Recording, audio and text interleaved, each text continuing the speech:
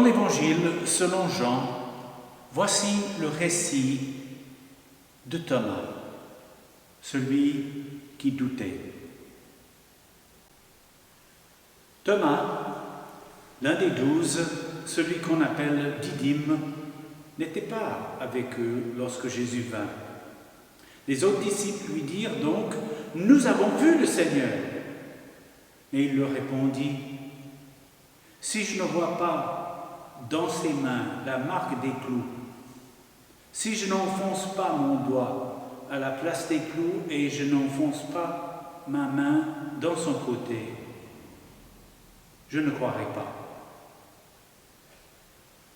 Or, 8 jours plus tard, les disciples étaient à nouveau réunis dans la maison et Thomas était avec eux. Jésus vint, toutes portes verrouillées.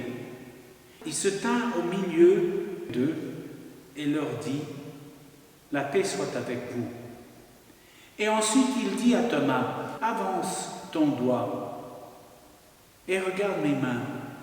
Avance ta main et enfonce dans mon côté.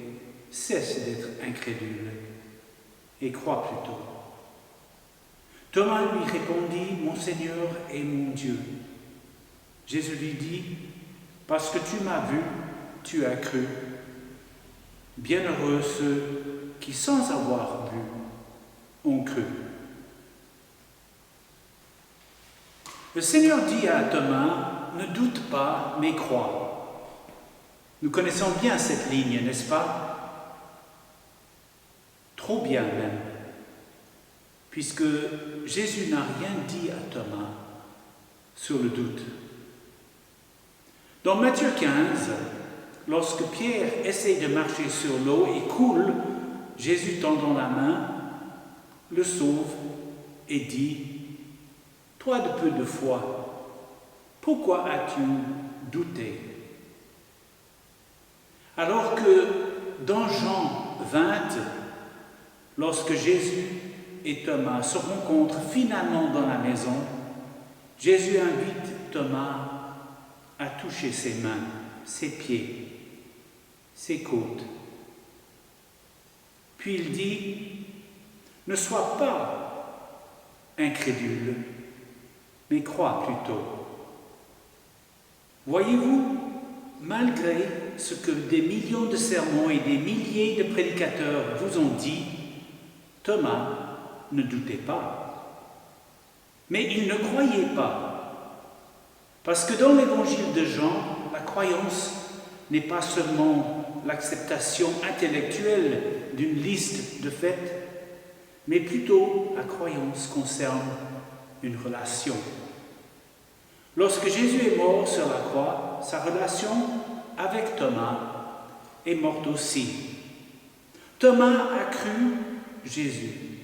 Il lui a donné son cœur et son espoir, mais cette croyance ne pouvait pas vivre au-delà de la tombe.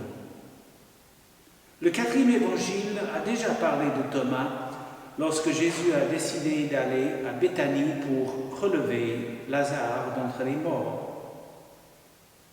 Thomas avait dit « Allons-y, nous aussi, pour que nous mourions avec lui. » Mais on aperçoit un caractère un peu désabusé.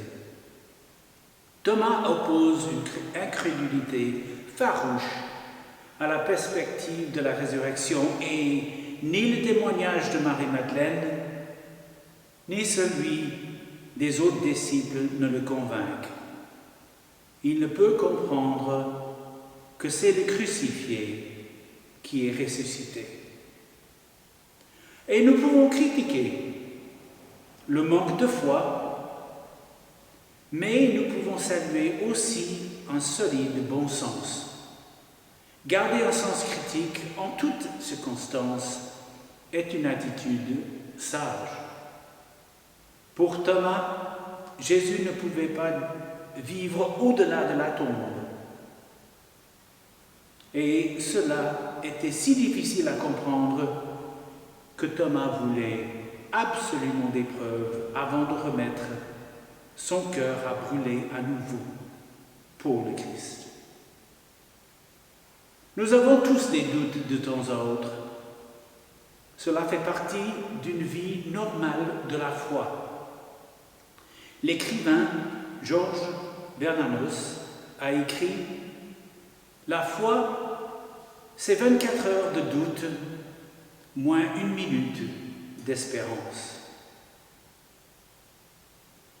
La foi n'est pas un bloc de certitude, c'est une marche, un chemin.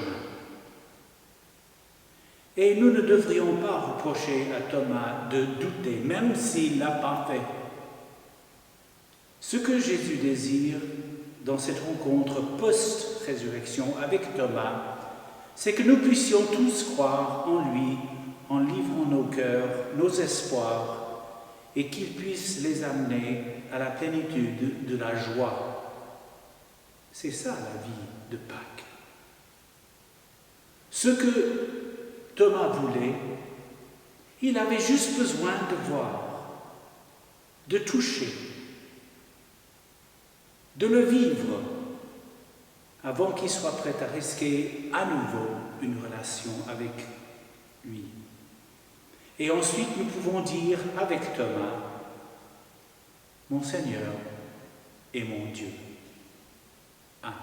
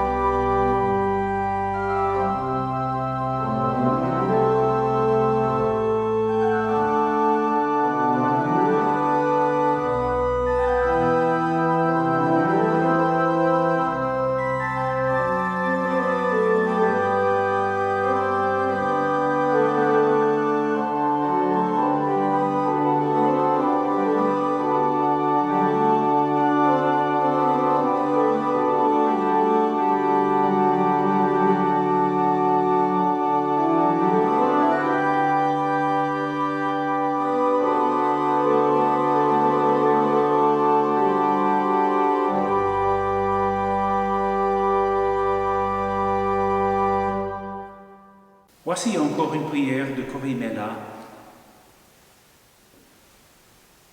Il nous envoie cette prière tous les jours depuis la pandémie et Anne-Christine Rapin nous a traduit.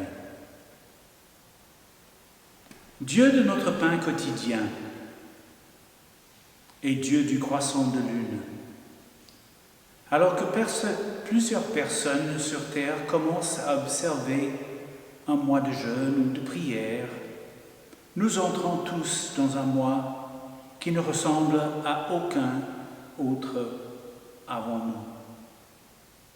En ce temps irrégulier, nous ne romprons pas prochainement le pain ensemble. Nous ne communierons pas autour de la même table. Mais nous prions pour que tu nous unisses dans notre humanité partagée et que nous prenions la résolution de rompre le pain. Rompre le pain avec celles et ceux qui en ont le plus besoin, de sorte que notre maladie chronique de division ne nous entraîne pas dans une famine de compassion. Amen.